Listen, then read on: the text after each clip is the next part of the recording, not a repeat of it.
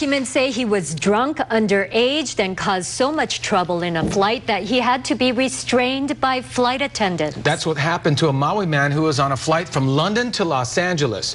20-year-old Kevin Lee Mosele allegedly threatened the flight attendants, spit on them, and told them he was going to set off a bomb.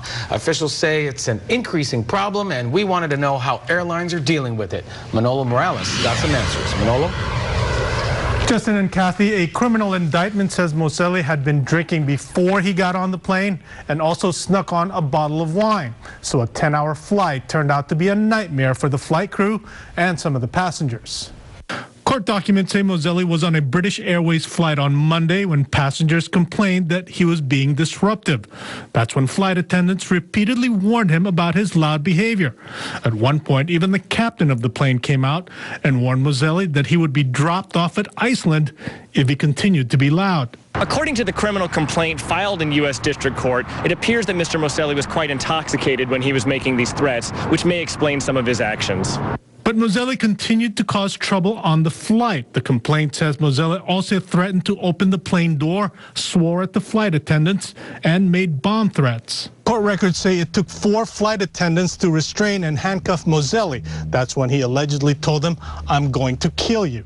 You can only imagine how terrifying it must have been for British citizens on this flight from London to Los Angeles to hear an American citizen screaming that they were going to open the door on an airplane or set up a bomb on the plane, especially in this post-9/11 world. These aren't laughing matters.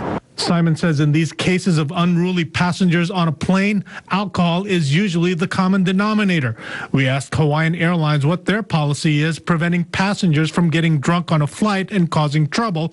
A spokeswoman says the company follows FAA guidelines. The airlines are not allowed to board a passenger who appears intoxicated.